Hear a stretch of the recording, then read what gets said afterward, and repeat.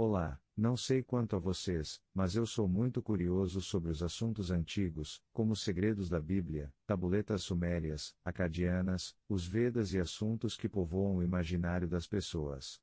Sendo assim, resolvi publicar este vídeo, falando sobre a Arca da Aliança, um artefato fabricado por artesãos hebreus a mando de Moisés que recebeu as instruções diretas do Elohim Yahweh, mais conhecido como Deus de Israel.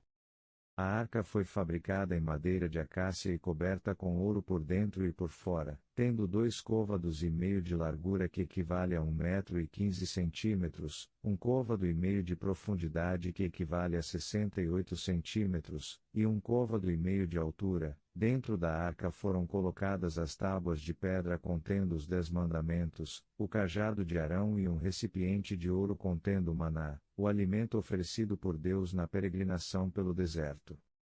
Foi feito também um propiciatório, uma espécie de tampa para a arca, com 2 côvados e meio por 1 côvado e meio. Esse propiciatório foi fabricado totalmente de ouro puro. Na mesma peça da tampa, foram feitos também 2 querubins, sendo que o propiciatório e os querubins formassem uma só peça.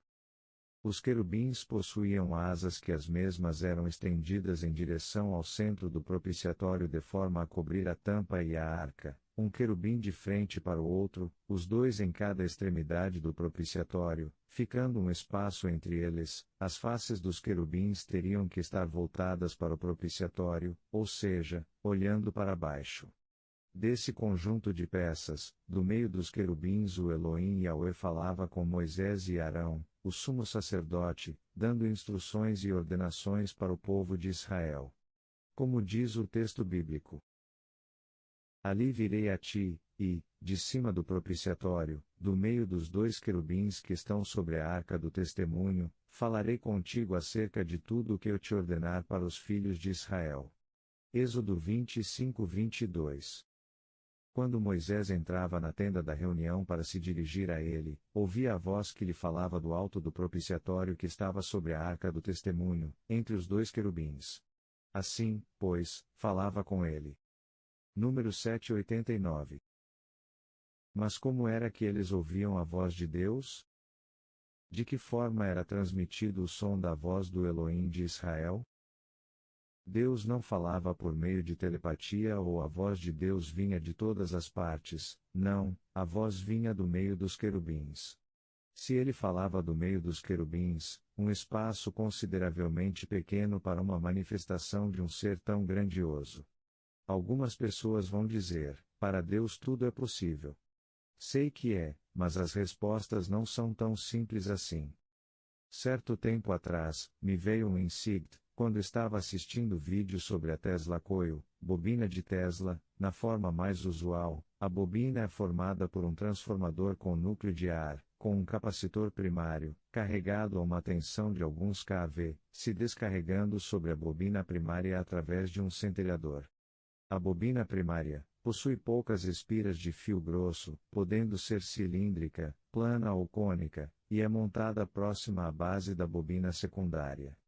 O circuito secundário é formado por uma bobina secundária cilíndrica com por volta de 1000 espiras, montada centrada sobre a bobina primária, que ressona com sua própria capacitância distribuída e com a capacitância de um terminal montado no topo da bobina.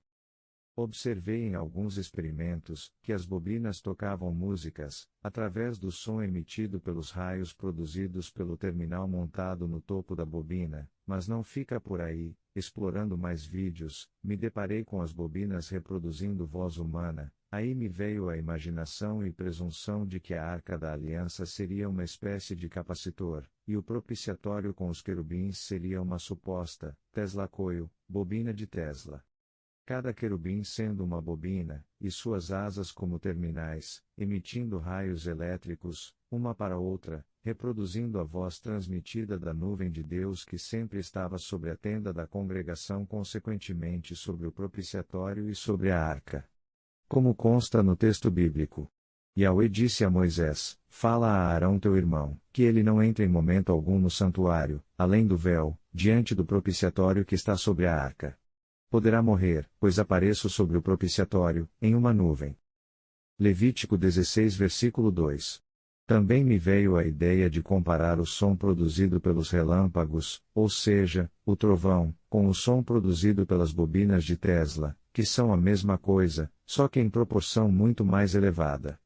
Concluindo assim que a mesma voz reproduzida no Monte Sinai era reproduzida no meio dos querubins na Arca da Aliança.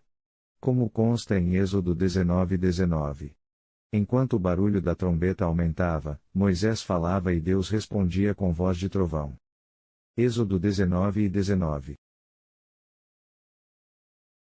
A bobina de Tesla, como o nome já diz, foi inventada pelo gênio Nikola Tesla, inventor, engenheiro eletrotécnico, engenheiro mecânico, de nacionalidade sérvio-austríaca, nascido em 10 de julho de 1856.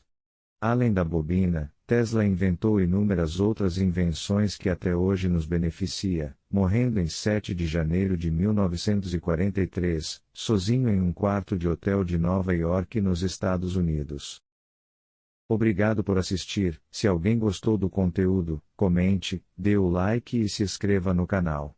Deixarei os links dos vídeos das bobinas tocando músicas e falando para a conferência.